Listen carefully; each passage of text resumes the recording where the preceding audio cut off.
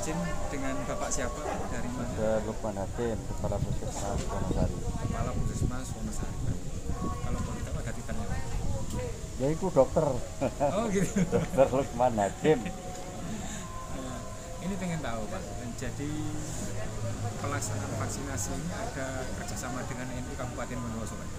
Ya betul, jadi kami diminta untuk melaksanakan vaksinasi bagi pengurus PJNO Sekabupaten. Antrian 53. Sasaran awal memang pengurus PJNO, tapi ternyata berkembang menjadi para pengurus MBG juga. Jadi target awalnya 100 pengurus.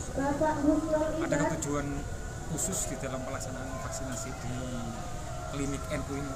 Betul, jadi memang kita pengen dengan pelaksanaan vaksinasi bagi pengurus PJNO maupun pengurus MBG atau istilahnya tokoh agama, kita pengen beliau-beliau ini menjadi contoh bagi masyarakat, sehingga ketika beliau-beliau sudah menerima ini, maka masyarakat dan warga NU nanti bisa mudah dan berduyun-duyun mau untuk dilaksanakan vaksinasi.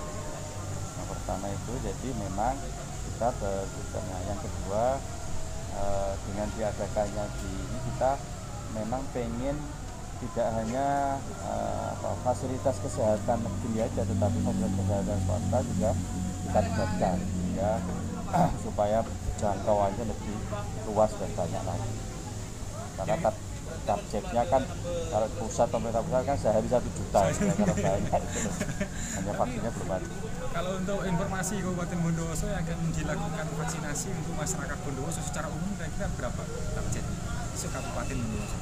Nah ini yang saya belum tahu, tapi kalau yang periode sekarang untuk yang ini pengurus PJ dan LG ini targetnya 100. Oh gitu. Tapi sebenarnya gini, kalau contoh ini di Wonosari itu Kecamatan Wonosari ya, kami langsung mengundang karena tokoh tingkat kecamatan. Kalau ini kan MPC ini tokoh tingkat kabupaten, nah, tokoh tingkat kecamatan, MBC sama pengurus ranting saya minta untuk mau divaksin dahulu. Dan alhamdulillah kemarin di Puskesmas Wonosari 30 pengurus MBC dan ranting sudah kita lakukan vaksinasi.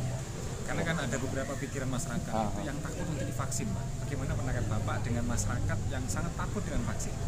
Nah ini memang sebenarnya ketakutan itu apa ya, mungkin karena media sosial ya, isu-isu yang tidak benar, isu luar itu. Padahal vaksin ini sebenarnya sudah sama juga dengan vaksin-vaksin lainnya. Jadi efek samping maupun juga ya sudah biasa saya. Terutama untuk pengebalan tubuh. Artinya efek samping yang ditakutkan masyarakat kan efek samping sampai ada yang mati, ya alhamdulillah sampai hari ini tidak ada yang sampai mati atau sampai apa, tetapi memang ada efek samping paling emang linu-linu di tempat suntikan atau kadang sebentar gitu. Tapi cepat agak ringan lah intinya, kalaupun ada efek samping tapi efek-efeknya ringan, dan itu biasa pada semua seperti vaksinasi polio, vaksinasi pada anak-anak sama juga. DPT itu kan panas juga, nah itu sama. Kemudian untuk kriteria eksklusi yang sudah masuk per hari ini ada berapa Bang? Dari lansia berapa, dari anak-anak berapa, ataupun dari...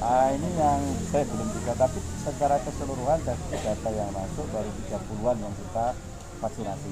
Itu secara total? Secara keseluruhan ada yang lansia, tapi saya belum, nanti terakhir ya rekapnya. Tapi ada yang memang kita tunda. Jadi di sini tetap kita pilih dan tidak semua bisa langsung semua divaksin. Jadi ada faktor screening yang kita screening ini kita periksa dulu apakah nanti layak juga untuk divaksin, apakah ditunda atau memang tidak layak. Jadi ketika ada indikasi penyakit-penyakit yang tidak bisa ya tidak bisa.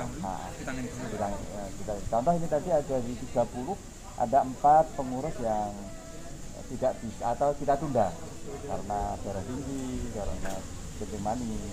Nah, nanti ditangani dulu, diobati dulu, ketika sudah diobati, sudah stabil atau terkontrol, nanti kita vaksin. Bapak. Ya. Atau mungkin ini ya bisa namanya Lukman Hakim. Iya. Kalau sudah divaksin ini Pak ya, apa kan kita sudah dapat surat itu Pak ya, sepertinya kalau menurut itu sepertinya sertifikasi lah atau bagaimana? Ya, apa itu kata kita ke luar provinsi seperti ke bandara tentunya Pak? Apa masih harus swab atau bagaimana? Apa sudah cukup memberitahukan surat itu Pak?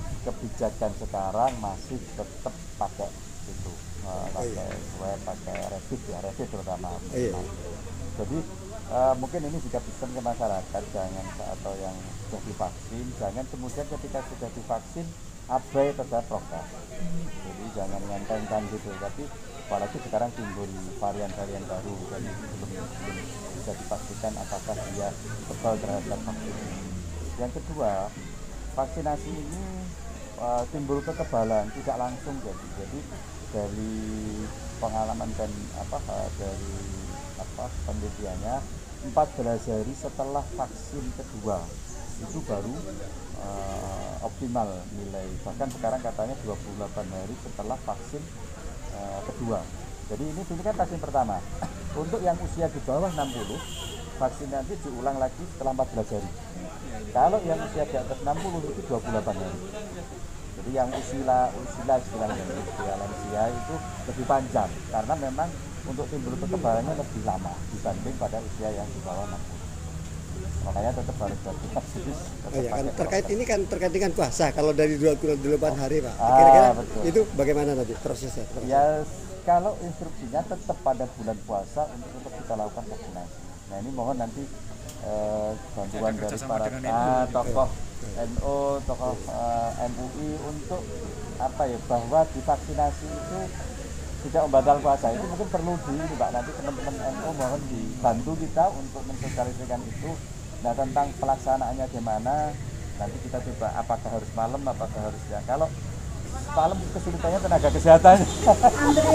Tapi ya makanya kalau ada dukungan dari teman-teman NU, tokoh-tokoh agama, mudah-mudahan bisa membantu kita Pak untuk pelaksanaan suksesnya pelaksanaan vaksinasi. Karena target pemerintah pusat itu per hari 1 juta. Hanya memang vaksin tergantung vaksin ada kita lakukan. Ini ada kita diberi 100 untuk sasaran 100 orang. Kita lakukan 100 orang.